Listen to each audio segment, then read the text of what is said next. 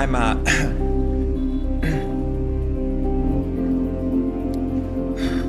I'm 40 years old. But what's really cool is that when I go back to America, no one thinks I'm 40, and no one thinks I'm 40 here. When I go back to America, say I sit at a bar, and girls come to me and start hitting on me, and I'm like, okay. And then I look at other 40-year-olds in America, and I'm sorry, I'm not being mean about this, but like, they're terribly disheveled, I'll use the word. They live these very stressful lives, which leads to very unhealthy lifestyles, very bad choices, rushed time, high cortisol levels, and that leads to overweight, unhealthy. It's just a vicious cycle. And so to be living here, doing what I love to do, which is great for my mental health, but also having the time to actually exercise and not be caught up with kids and a house and all this stuff, and not have to go on Ozempic because I don't need it, because I can actually walk for an hour or go to the gym. Those are gifts that we don't realize we have here that we didn't have in America. And when you're able to kind of look at the juxtaposition of like a lifestyle in Asia as opposed to a lifestyle in America, you will make those connections. So that's a really, really, I think, important thing that we have here, a gift. The gift to slow things down, slow aging, slow the rat race that we've been in, be introspective, look in our own mirror, fix ourselves internally, because no one's perfect. But this space gives you that.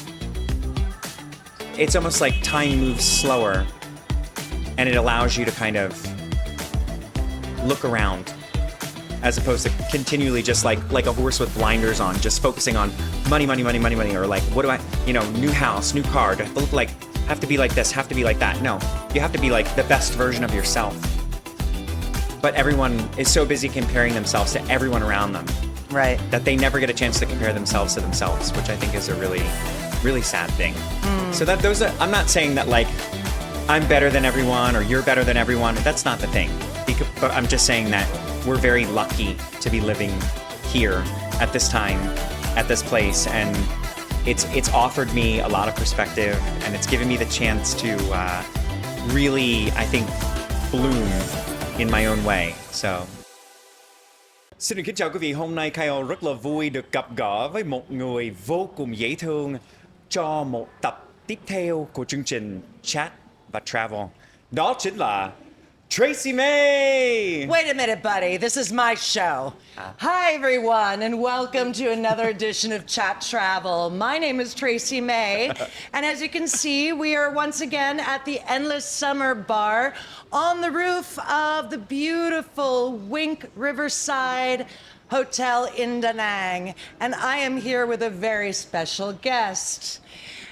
He's an American expat like me, so we're going to have that kind of conversation moving forward. And he originally came to this country to teach English, and all of a sudden became a household name by dressing up like Lady Gaga and performing on stage for millions of Vietnamese, singing Vietnamese ballads. And he is proof positive, truly, that a karaoke bet can change your life. Welcome to the show, Kyo. Thank you so much. It's great to be here, and it's awesome to get to speak in English for once and actually tell my story in my own language. So that's really, really a cool opportunity. So thank you so much to Chat and Travel for having me on the show, and thank you so much, Tracy, for moderating the conversation today. I am so thrilled to have you. I want to start from the beginning, right? So I know you're from Pennsylvania. I'm from New York. I'm a Giants fan. You're an Eagles fan, so it may get ugly a little later. But can you tell us, where'd you grow up? How'd you grow up? Tell me about your childhood. How did you end up Vietnam? And could you ever have imagined that this would be your life right now? So I'll start with the last question. The answer is absolutely no. I started out as a volunteer for Princeton University teaching English in the Mekong Delta here in Vietnam in 2010. And then I was born and raised in Philadelphia, spent part of my life in New York City, hence why I chose the stage name Kyo York, because it's easier than Cochrane, because that's long and no one can say that. So I kept York. So Cochran is your first name? Cochran is my last name. Last name. What's your first name? Kyle. Kyle. Yeah. So because Vietnamese people can't pronounce the LE at the end of my name, I just chose to chop it off and add an O instead. Because they would say like Ki Lei, and Right. I thought that didn't sound so hot. So I was like, I'll change it to Kai O for it's more smooth, And then so I came here teaching, and then I taught myself Vietnamese through Vietnamese music. And music has always been something I've done since I was very young. So I've done a bunch of different stage productions. I've done a little bit of Broadway. It's kind of has always been in my blood to be a performer. And I came here, and after teaching myself the language through music actually became my career. So in 2013, I got invited to do a TV game show on VTV3 called Your Face Sounds Familiar, which is the Lady Gaga reference that you were just talking about. But actually before that, I was offered to do a show called Mỗi Năm Nhớ Trịnh Công Sơn. That's a memorial show for one of Vietnam's most famous composers who had passed away. It was his 10th year death anniversary, and I was invited. I was the first foreigner in Vietnamese history to be invited to do a TV show live on TV, and I got to sing the song Hạ Trắng on VTV1 and VTV4, which are like the two biggest VTVs of the VTV collection. And the next day I was flooded with phone calls because it was like such a different thing. Like no one had ever seen a foreigner live on TV, and the government wasn't so happy about that. So they kind of like shut me down, and they were like, oh, he can't be on TV anymore.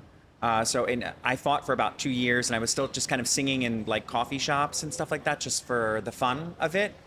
And this is after I'd gone, because I originally started in the Mekong Delta, so in Hậu Giang, and then I moved to Ho Chi Minh after my fellowship was over with Princeton, and I decided to just stay here for a summer.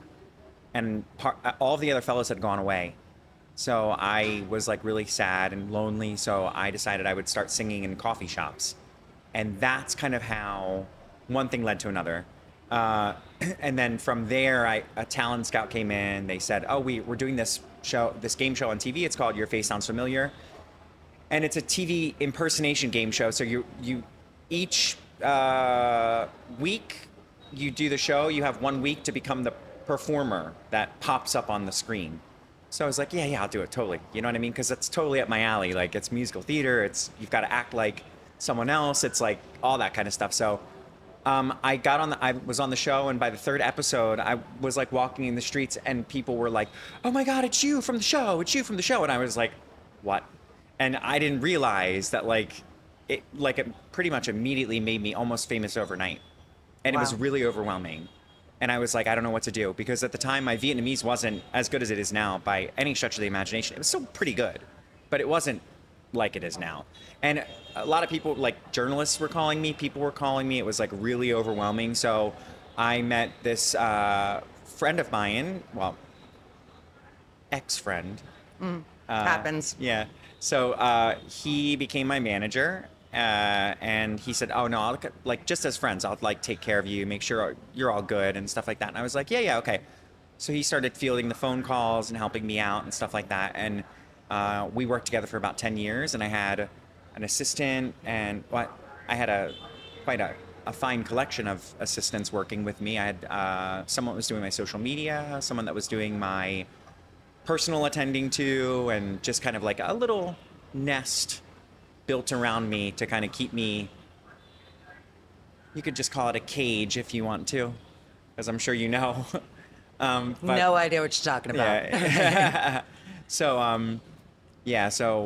that was kind of like that's how it all started. And just with the passion of singing, which I think is the most amazing language in the entire world, is, and I think that when, like, I'm a very spiritual person, so I believe that if God gives you a gift, and it's like something as special as music, because music is the only thing that you don't need a language to understand. Right. And when you hear the vibration of someone's voice, your heart feels it in a very, very personal way. And I think, so when I immediately became famous, I had a choice. I could continue to do it or stop. And I promised myself that if I continue to do this, I'm going to do it fucking right. Right. You know?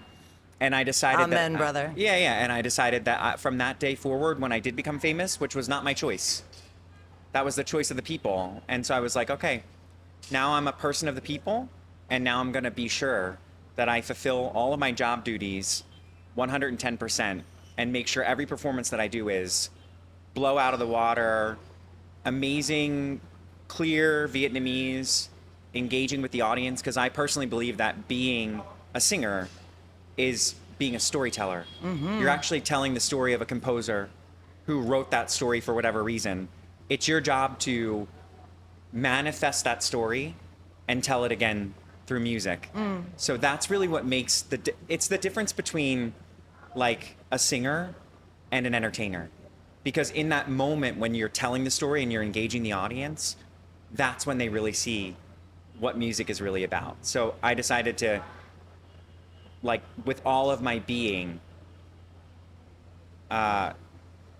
do everything that I can to be the best performer that I could be, and not be just because, oh, he's white, he has blonde hair and blue eyes. I wanted to transcend that, because there's a difference between becoming a phenomenon and then changing that phenomenon into a household name. And the disconnect is, well, I mean, anyone can be famous, you know, but really, what does it take to become that household name? It's you weave yourself into the fabric of what it means to be Vietnamese without being Vietnamese. It's like reinterpreting in a storytelling type way. It's like you can collect all the details around you and then weave that into each song and weave that into each performance. And then you can be accepted. Because I thought for years, you know, I think in America it's really common to think that, like, oh, you know, like everyone can be American, everyone. But in Asia, there's a real disconnect.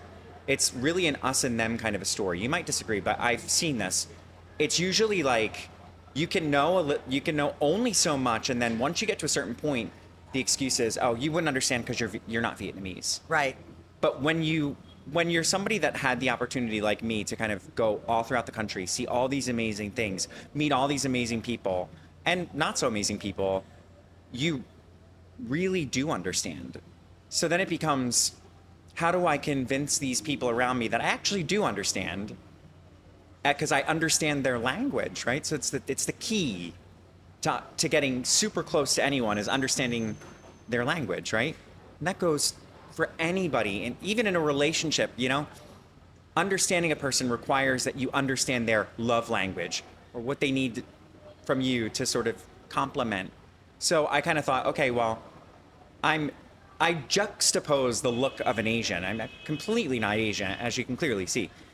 And so how do I weave into this very non-Asian front a sort of Asian touch that makes it feel warm and not like, oh, completely foreigner, completely Vietnamese, you wouldn't understand, you know? And so that's kind of, those are the tools that I kind of have been working with in my toolbox and my art. So that's kind of what I think about, like, music in general, you know? Interesting. Yeah. Okay, so there are so many things that I want to touch upon with what you just said, but the first one is, as an American, at least for me, I lived in, you know, Saigon for 5.5 years, lived in Tao Dinh, which is kind of cheating because it's really easy to not have to learn Vietnamese. Yeah. When I first got here, I took lessons. I really tried. I can get around in a Grab. I can be nice to people and whatever, but it's really embarrassing that I don't know the language. And it hurts me, and I've tried. And the reason why, I think, is because even though I was trained as an actor and I've got a really, really good ear like you do, Yeah. the tones are so far removed from anything from our language that it's really, really hard. And the words are so short, and the one word can mean a million things. Yeah. So I've talked about it on the show before. I could be asking you, like, hey, could you please guide me to the nearest supermarket? And instead I'm saying, I hate you, you're ugly, you look like a horse. And you have no idea. So I want to know, you're saying you did it through music, and Yeah. I've talked to Vietnamese who learn English and they do it through TV. Yeah. It was through English that you learned how to understand the tones, because to me, that's the biggest, it's the hardest part of it. The words are the words, Yeah. but understanding how to pronounce the words in a way that is going to express your meaning is different. And then being able to sing it is its own like amazing accomplishment. So explain that to me. Yeah, so I'll start by saying that there's a couple of things that I want to touch on for foreigners that are pursuing sort of a journey with Vietnamese. The first thing is there's like 3 points I want to make. One of them is when a Vietnamese person laughs at your pronunciation, they're not laughing at you, they're laughing with you. They think your effort is very cute, very endearing, and so when they laugh, it's like a compliment. In Western culture, we take laughing at someone as like an insult. Like, Right. oh, I'm trying, and why are you laughing at me? Right. You know?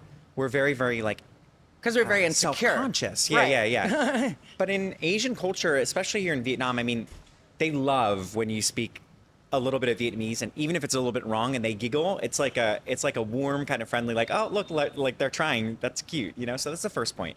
A lot of people have said to me, I'm not learning this language. People just always laugh at me when I try to speak it. So they shut down, they shut off, and they walk away.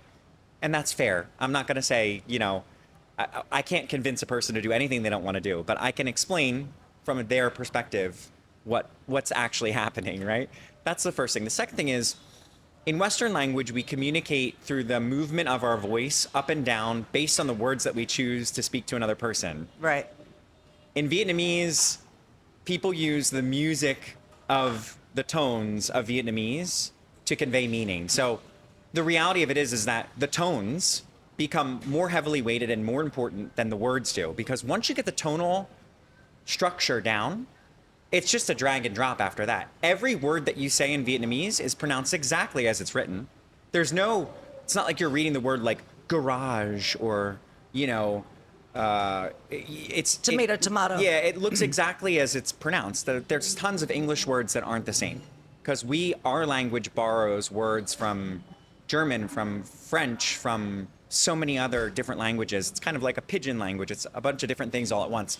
Vietnamese is also the same. It does borrow certain words from Chinese and certain words from Thai and certain words from Cambodian. There is that aspect, but generally speaking, the musicality of Vietnamese is really what's important. So once you get those tones down, everything else is easier. But the problem is, relating back to what you're saying, you just Hearing them. and it's so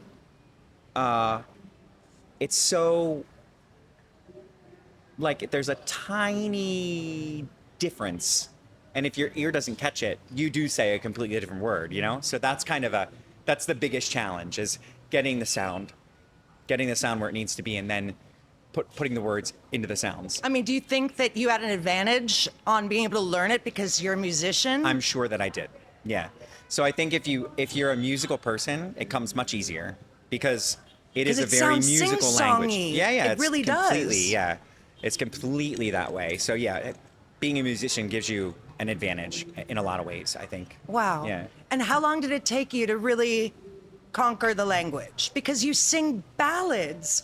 Don't take this in offense. I'm saying this with love. Yeah. That you remind me. I'd never seen your performances, and when I was told that I was doing this, I had to do my, go Google deep, right? Yeah. You remind me of a young Barry Manilow singing Vietnamese. And it's a total compliment. Like, he's a stud. Yeah. He's an amazing storyteller and ballad singer. Yeah. And you really remind me of him when he was young. I appreciate that. That's kind of what I've striven to do my whole career, is to just be right there in the moment, telling the story every moment, just being true to what the story is. And then also being very, very kind and being very warm to the place that I call my second home, which is Vietnam. And I think a lot of people say, I think especially foreigners, they're very, very quick to say, like, I love Vietnam. Vietnam is so amazing. And I think Vietnamese people also want to hear that. So foreigners offer that kind of earpiece for them. And I think a lot of that's put on for a lot of people, because love is a very dynamic thing. I mean, there are certain things, I love Vietnam, but I mean, love is a very complicated word. Yeah. There are things that I love about Vietnam. There are things that I hate about Vietnam too. And that's why I love it, right? You learn to love the things that are imperfect in a place or a person. And that's really what love is. And every time I stand on that stage, having had the opportunity to travel this country and meet so many amazing people and see everything in a very, very, very, very close up, personal way, everything that embodies every performance, not even my performances, just who I am in this country, walking around, greeting people, meeting people. It is my pleasure to be here. And I love what I do. And I think I'm like one of the luckiest people on the planet because I got to do what I actually love. And so nothing feels like work. You know, I have two brothers at home and they have these daunting, like, sorry, I mean, I love you guys, but it's rough, right? I mean, you're working from 9 to 5, kids, the house, the car. It's like, that's a lifestyle choice. And people are more than okay to choose whatever lifestyle they love. But one of my oldest brother, John, he's 40, he'll be 44. He said to me, he's like, you know, the thing that I love about you is that everything you ever said you wanted to do, you did it. And here you are. And I'm so proud of you because you're doing it and you're loving it. And it's amazing to see that you can do that. And that's kind of, I think, the best gift that I have in my life is just, it's my passion. It's why I'm here. You know what I mean? It's like why I'm on this earth. And when you find out that reason, I think it's the most transcendent thing that you will ever experience. Well, what I think, at least I can only speak for me, is that there's no one like you. There's no one like you anyway on the planet. Mm-hmm. Everyone is unique, but we go to New York City and we're auditioning for Broadway, or I'm auditioning for a movie, or it's a whole different level of competition because there are several who are just like you. Just like you. You know what I mean? Same weight, same age, same height, same color hair, same color eyes. Like in a, you know, like in a, what, like it's like phase 1 of an audition. Look through the headshots. And when you get a stack of headshots of people that are exactly like you, everyone's unique, right? But in that visual, for what they need, that stack of people who are just like you gets narrowed down to this.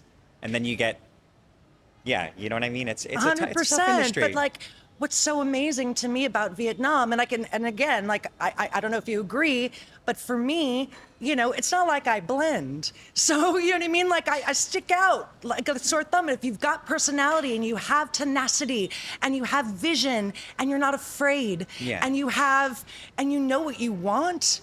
I didn't know what I wanted when I got here. I had no idea that I'd be doing this, but this place, this amazing place, allowed me the opportunity to completely reinvent, like a phoenix, like completely reinvent in this beautiful country with opportunities that I may not have ever had in the U.S. Yeah. Do you feel that way? I think it's a good analogy for you to use the phoenix as it's a very Asian way to explain it because the phoenix. I have a tattoo of a phoenix and on the my dragon. back. Yeah, the phoenix and the dragon are like symbols of Vietnamese, you know, folklore. And I would also kind of offer a different perspective as well. I kind of think, you know, a lot of people now say to me, it's almost like that you were like a Vietnamese person in your past life. And then I kind of thought about that and I was like, oh, that's a weird.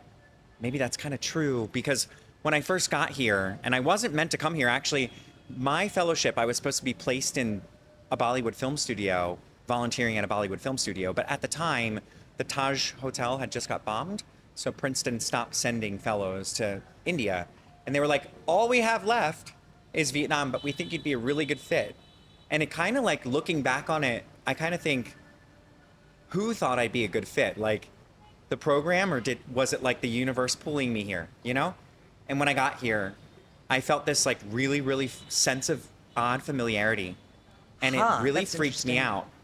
And then I can honestly say that being here as a Westerner, then you're looking at two sides of the globe, right? So you have America, New York City, and Vietnam. If you cut the globe in half, it would almost be identically like adjacent on the globe, you know what I Right. mean? Which is really freaky. But the energy travels in a circle, right? So we like when it's 12 o'clock in the afternoon in New York City, it's 12 o'clock at night here, right? So, and that's a cyclical process. But what I find to be really strange is that like that energy has taught me so much that I needed to know about myself. Because when you're from New York City or you're from Philadelphia, you're from those areas where it's just like go, go, go, go, go all the time. You just become caught up in this rat race. And you come here and it's like suddenly you have time to like rebalance everything about you, look at yourself. And it's almost like the reason why I love Da Nang is because every time I come here, I can look out at the ocean and it kind of like soothes my spirit in a way that is really, really hard to explain in any sort of words. But it's a really, really magical thing.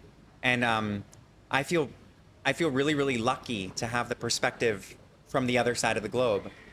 And that offers me a great like juxtaposition of what life really means, what it's about, and who's living on our planet. You know what I mean? And what crazy mysteries there are that we don't know anything about because we're just so caught up all the time. We're just always like a hamster in the wheel, you know? Yeah. That we never really get to make the wheel turn backwards. Or we, you know, like I'll give you a perfect example. I'm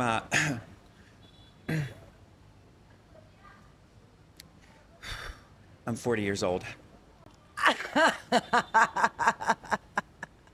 I just turned 40 last week, and Mazel tov. Congratulations. Thank You're you. gorgeous. Thank you.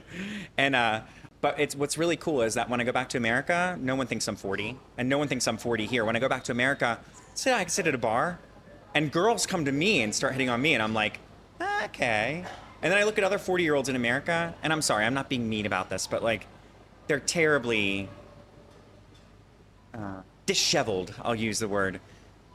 They live these very stressful lives, which leads to very unhealthy lifestyles, very bad choices, rushed time, high cortisol levels, and that leads to overweight, unhealthy. It's just a vicious cycle.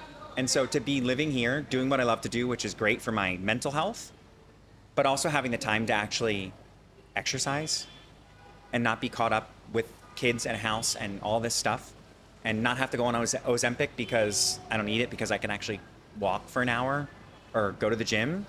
Those are gifts that we don't realize we have here that we didn't have in America. And when you're able to kind of look at the juxtaposition of like a lifestyle in Asia as opposed to a lifestyle in America, you will make those connections.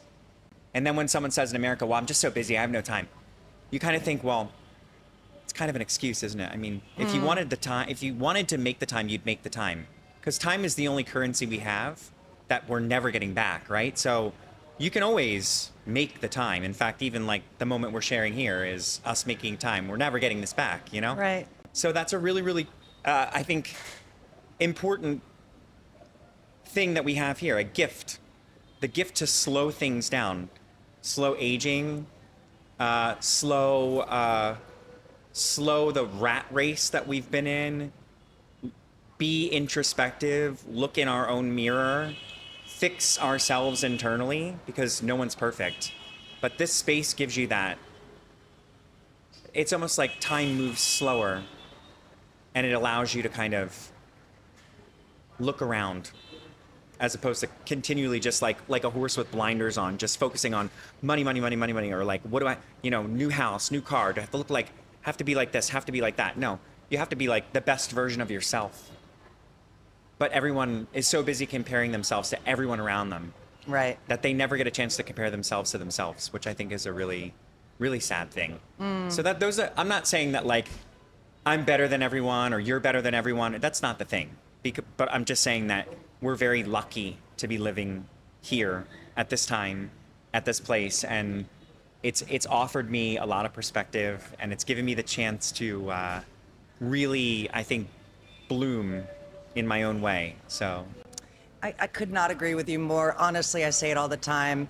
I'm If you had told me 7 years ago that this would be my life, I would have laughed at you. It was not even in any perspective. And, you know, as I said, like the universe gives you what you want and what you need. Yeah. You may not even know that you want it, but it Exactly. gives you. I got COVIDed. I got stuck here for COVID because my family got stuck in the States when the border closed, and suddenly I'm a mother to 2 kids, their dogs, their villa, all their stuff, in a country I didn't know, in a language that I didn't speak, and suddenly I live in Vietnam. You know what I Yeah. mean? And who would have ever predicted? And what an amazing way for you to become an ambassador, really an ambassador for this country to your friends and your family and back home, and be able to express this place through your art, which is your happy place, makes it all that much better, right? I think what's really cool too is that like recently, you know, I've never really gotten an award for anything here, which I don't care. I mean, it's very rewarding to do what I do, so I don't need an award to justify anything. But I did get the opportunity to perform in some shows that were very, very like monumental in Vietnamese history, and I was the Like what? Tell me. So I got to perform for the opening of the Flower Street on Nguyen Hue in Ho Chi Minh for Tet this year, and it's the year of the snake. So I got to perform live on TV. First time ever a foreigner's been able to perform in the show. I was one of 3 singers. Everyone's a celebrity. I was, out of the 3 celebrities that got chosen, I was the only one that got to sing fully solo with my original song live on TV at that moment, which is like monumental. That's like a really, really big thing, you know? And then the second thing was on the 29th of April, I got to sing in front of the Parliament building with 3D mapping, live on TV, and I got to sing this really, really amazing song. And I kind of thought to myself, like, should I do it or should I not do it? Because I'm American. And I don't know if that's like a weird thing about history. Is there some sort of a nasty, you know, and I asked a few people to consult, and they said, no, you should definitely do it because you were born after the war. You are a symbol of peace and kind of like a bridge. And unity. Yeah. So I was like, so I got to perform there, and then the next day I flew up to Hanoi on the 30th, and I performed at the Citadel with 3D mapping live on TV with 30-piece orchestra and like crazy amount of dancers. How cool is that? It's so cool. Yeah. It's very, very thrilling to be able to do those things and be like completely American and just be able to show my pride for Vietnam, but also how much I love America, because I do love America. You know, and I think a lot of people are like, they move here and they're like, I hate America. America's this, America is one of the best countries in the world. I mean, I've been all over the world, and I truly do love America for many, many reasons. And it's where I came from. And I'm happy about that. That's what makes me who I am. But it's a different version of me that sort of embodies 2 places at once, which is oftentimes a little bit confusing because, you know, I'll go back to America and I'll be like, man, I really miss this in Vietnam. But now I come here and I'm like, man, I really miss this in America. So it's a very, very interesting kind of like dual lifestyle in a way to be living. So tell me, what shifted? Because you mentioned earlier that you were not allowed to be on TV, that the government was like, nope. Yeah. But now you're doing it all the time. So did they finally go like, he's cool? Like what happened? Yeah. So essentially I kind of like, you know, with all the energy of being like I'm American, you can't tell me what to do. You know, I deserve to, you know, I just want to sing. That doesn't fly here, you know? No. You really have to prove that you're nothing dangerous. And yeah, I think they were just like really kind of thinking like maybe he's some sort of intelligence officer and we don't want anything to do with that. But when I finally just proved that I actually just want to sing, you know, because I really like to sing in Vietnamese. It's basic. No smoke and mirrors, just no secrets, just really want to sing in Vietnamese. And I proved time and time again that, you know, it would be quality and I'd be the same guy the whole time. They eventually were just like, okay, all right, you're one of us. You know what I mean? And it kind of became this, and I really do feel that energy like everywhere I go now in Vietnam. It's like people just know me. They respect me. They're happy. I'm currently judging a TV game show on TV. I'm the one of 2 main judges for a TV game show on Vinh Long TV, which is the 3rd biggest station in the country. And it's a competition for Vietnamese foreigners and Vietnamese overseas singing in Vietnamese. And I get to judge that. So I got to take some of the So it's contestants like The out. Voice or Similar, American yeah, Idol? very similar to that. But I got to take two of the contestants out last night, and one of them is from Taiwan, and another one is Vietnamese Indian, but he's like a mix. But he's born and raised in Vietnam, and his father is Indian, his mother's Vietnamese. And he said, everyone in Vietnam loves you just the way you are. You don't have to be perfect. When you sing in Vietnamese, you don't have to be perfect, and don't try to be. You just be you, because that's why everyone loves you, because you're one of us, but you're not. You know what I mean? So there's this whole thing. It's like, I kind of feel like, in the large scheme of the big family of Vietnam, I'm kind of like the bastard child. Like, it's like, yeah, he's like one of us. You're the Eminem of rap. Yeah. And I think that there's a very, very endearing energy that I feel on a very personal level. And even when I go to other countries to sing in Vietnamese, and I meet like, a pocket of Vietnamese people, they're always like, if anyone messes with you, you tell me and I'll them up. You know what I mean? And it's so funny because I'm like, in America, it's my country. Like, hello. And they're like, no, we got you. Anyone messes with you, we're going to, and I'm like, all right. So very, very big brother.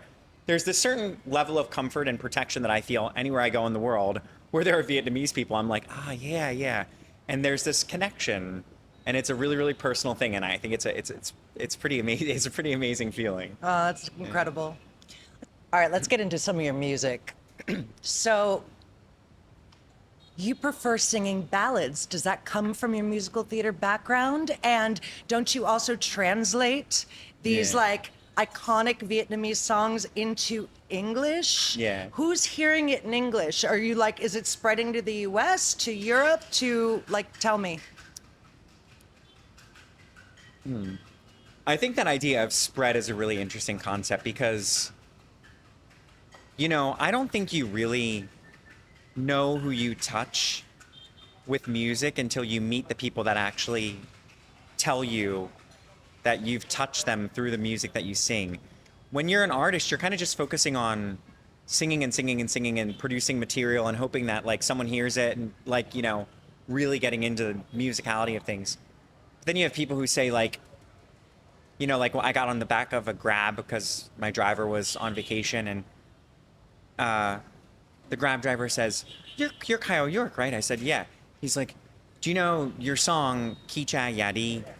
It changed my life. And I said, what do you mean? He's like, when I heard that song, I was like this, like really confused, young, not young, but teenager, and I heard your song and it made me realize I have to be a better person. And from that day forward, it changed me completely, and I became this different person because of your song. So when you hear those stories, it like you talk about who have you touched, and when it manifests in front of you and you see like, oh, it's moments like that that make me feel like what I'm doing is something that I love even more. So that's a really, really special thing. And so to go about the spread of things, I basically, every time I walk into a show, I kind of size the audience up. I'm like, okay, are there foreigners here? Are there Westerners here? What's the ratio?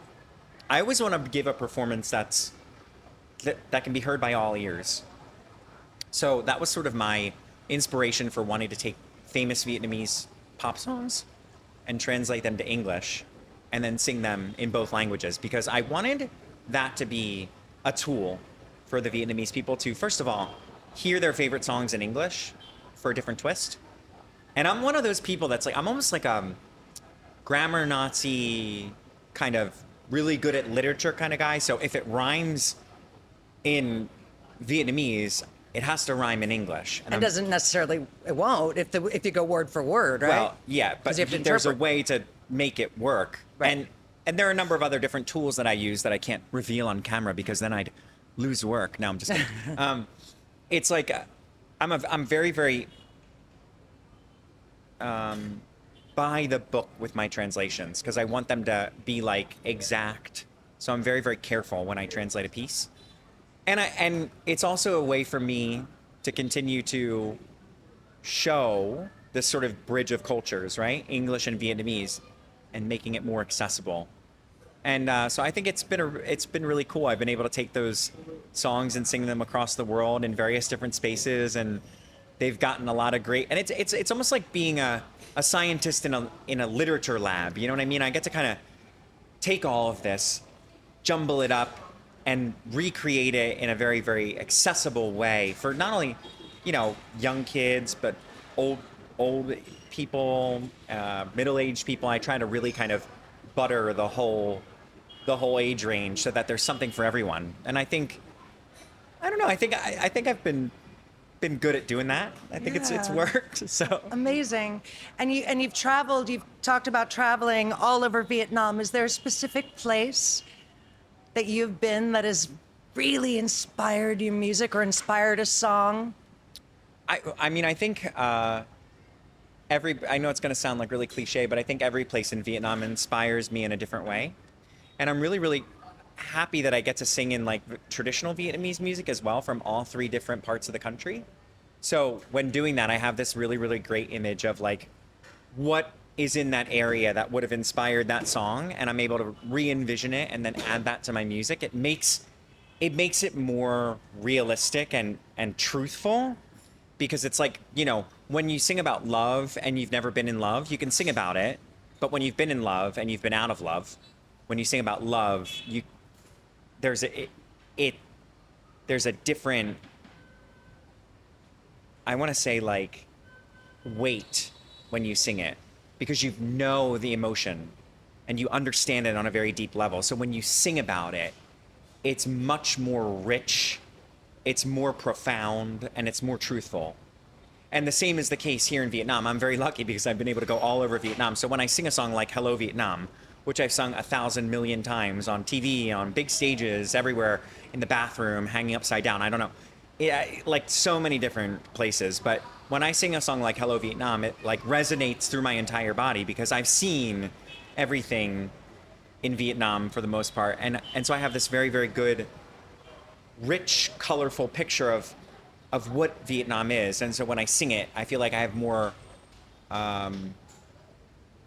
robust kind of undertones in the way that I present the material. So, but if I were to say like what place inspires me the most, I probably would say Da Nang, which is where we are right now. And that's because I really, really love the ocean. I'm a Cancer, so I love the ocean. I think it really, really calms me, balances my energy. But I also think that this is such a really interesting place because it's near Hue, which is full of rich history.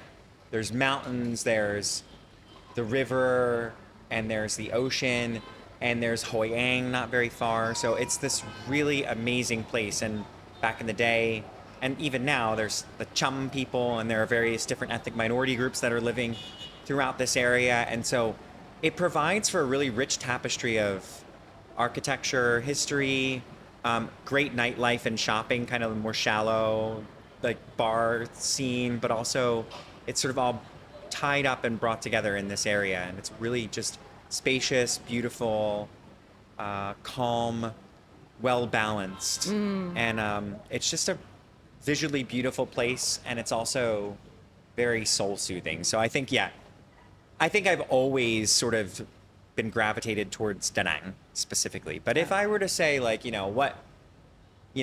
it's probably where I came from. People ask me, like, well, like, what's your favorite food in Vietnam? And I always say, like, canh chua ca lap, which is like a very basic soup, sweet and sour soup. But it's like, it's the first thing I ate when I got here. So every time I eat it, it pulls me back into this, like, all of these memories of the Mekong Delta, which is where I lived in the middle of this market, and I didn't know anything at all. And it was just like, I can see myself, like, almost like coming to fruition, and it took a really, really long time. Like, took me about a year. I was in the fellowship for about 2 years, and it took me about a year and a half to like be able to speak Vietnamese pretty well.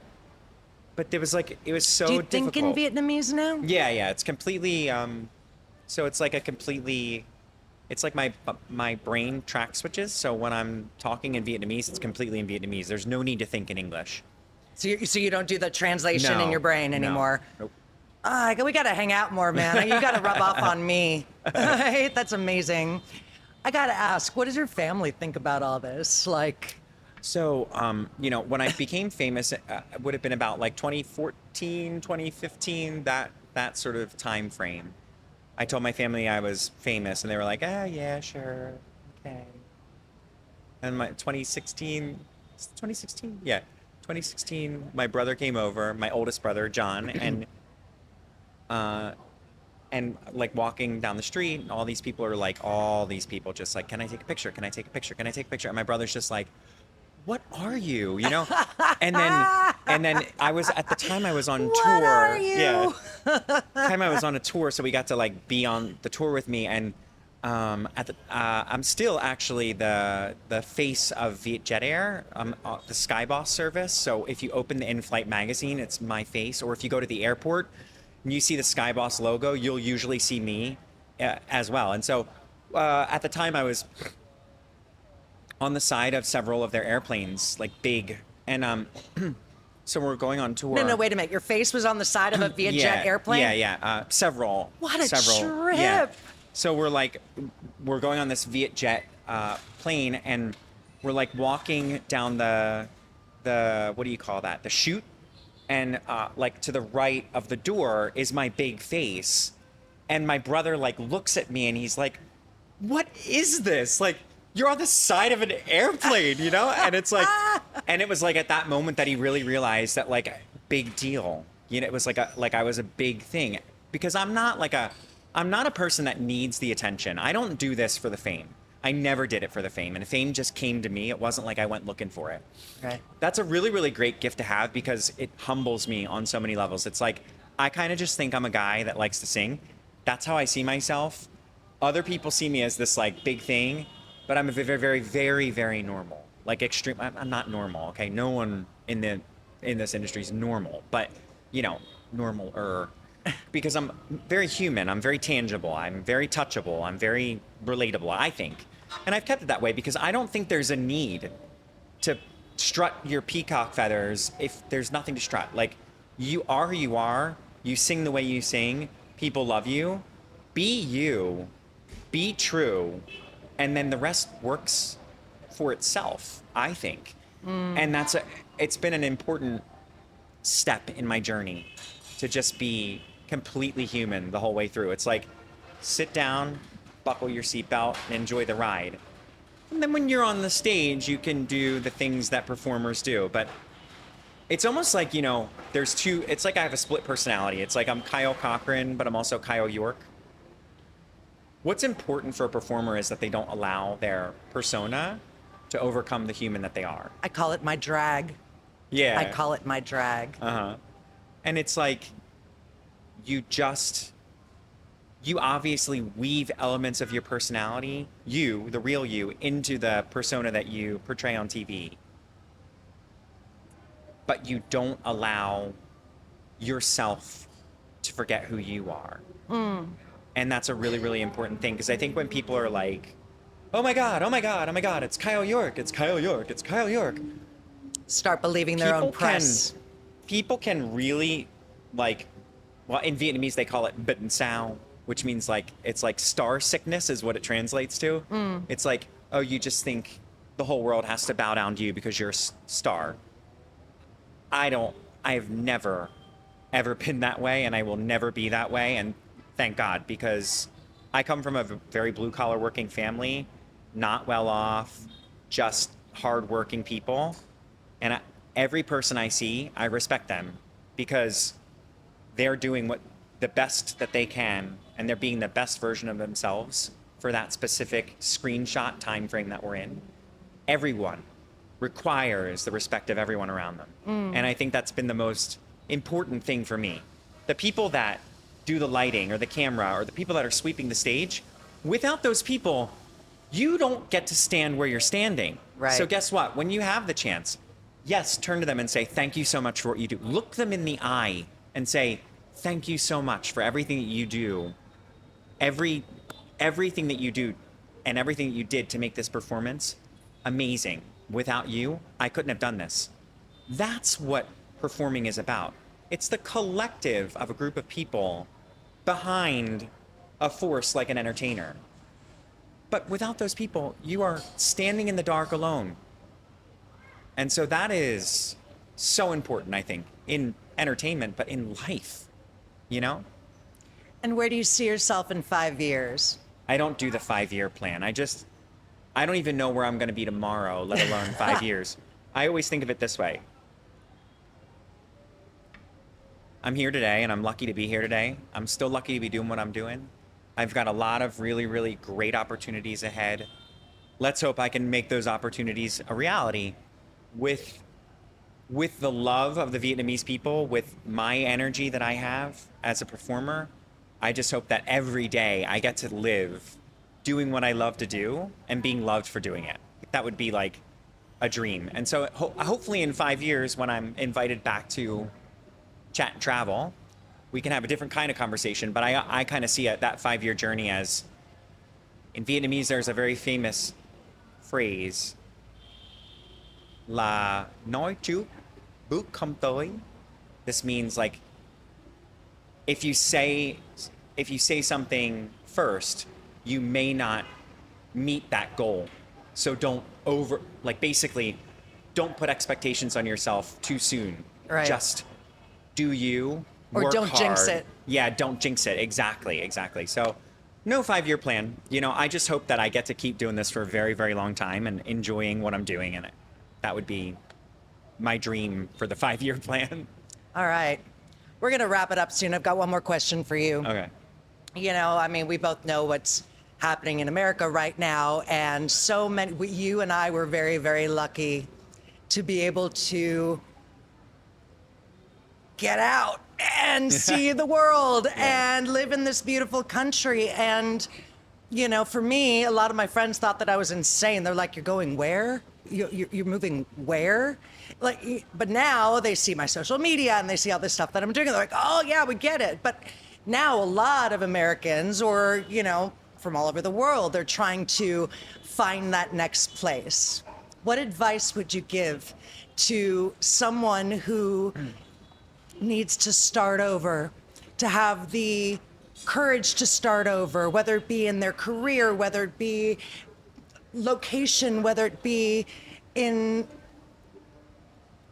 whatever it is? What advice would you give to give them the strength to just go for it like you did? I kind of think that most Americans like live in a box. And that, you know, there's a lot of people that have this criticism like, most Americans don't have a passport. Well, I mean, why do you need a passport if you live in America? I mean, America's an amazing country. Everything you could ever want is there. Everyone wants to get in. Why do you want to get out, right? And America really does kind of put you in the box, too. I mean, anything you want, you can have in America, right? They package this dream like everything you ever want. If you work hard enough, you'll have that in a box. And they put you in a box even more because, if you want your dream, you're going to have to, like, you know, buy a house, have children, a car, a 9-to-5 job, all this insurance. We're going to tell you, you know, it's like the land of the free, but in a very, very precarious way, because it's very much not free. Not Everything anymore. it's like you're really everything. How do I say this without sounding rude? It's like everything that you get as currency for your American dream is like another like what do they call it? Handcuff. Bangle, like a handcuff that binds you to the box that you're in. Now, there's nothing wrong with that box. If you're in that box life and you love that life, and it is a vibe, it is a lifestyle, and I know a lot of people who are very happy in that element and could not be getting out of it. Right. The thing that I would, as advice, I'm a very long-winded person, I'm sorry. No. As advice, I would say this. I would say, looking to reinvent yourself, looking to break out of something, looking to start over, I think the most important thing to do is look within first. Fix yourself, and then step outside of your box. Because the worst thing that you can do is run away from something. And I think a lot of people, because of like a fight or flight mechanism, they want to run. It's like, I'm done, I'm over, this is done, I'm leaving. But what they don't realize is that if you leave too soon without really understanding what's making you want to run, once you get to the next place, you're not going to be satisfied because those same problems are still going to exist. You can't run away from a problem. You have to fix the problem. So the most important thing to do is fix the things that you need to fix and then break out of your box. It's like when I broke out of my manager's cage that he had me in, like a bird in a cage. And I was able to finally actually realize when my father passed away 2.5 years ago. And that's when I realized it was almost like him leaving this earth made me realize that I was in a fucking cage. And the minute my father passed away, I fired my manager, broke out of the cage, and I just asked myself, what was keeping me in there in the first place? And the answer is, I was keeping myself in the cage because there was a certain level of comfort. I don't know. It's a really, really scary thing to be alone. And I'll tell you, one of the hardest things for me now in my career is that I feel very alone. And it's really weird. It's an odd juxtaposition because millions of people all the time, right? Millions of people, but there's a sense of very, very low, like a lonely feeling in my heart. But I'm okay with that. That's okay. And I'm happy that I'm okay with it because I don't think I could say the same thing 10 years ago on this journey. But what I realized is you really have to be happy with who you are and happy being alone. And then you can harness the energy around you to give happiness to others in a very, very real way. So my advice is, yes, break out of the cage. Yes, go to Greece, go to Italy, do the thing you always wanted to do because guess what? You don't know if you're going to be here tomorrow. And another thing, you don't know if you're going to be here tomorrow. You listening? And another thing, once you want to do the snorkeling trip now that you think you're going to be able to do when you retire, spoiler alert, 60-year-old people don't snorkel, or they do, but it's very tough on the human body. You want to hike a mountain? Do the things you want to do now. Right. Don't wait. Because if you wait, you may not have the opportunity. So grab life by the horns, for lack of a more, a different saying that would be unsuitable for the camera. Grab life by the horns and just go. But be confident in who you are and spread your wings and just do it. Thank you, Kyo. That's exactly what I needed to hear, and I'm sure our audience needed to hear. Thank you for joining our little show. You're incredibly inspiring. And after this, brother, I'm making you go sing some karaoke with me. That's the bane of my existence. Everyone's like, sing karaoke. I'm like, I know a couple of doctors, do they want to do surgery for free? I don't think so.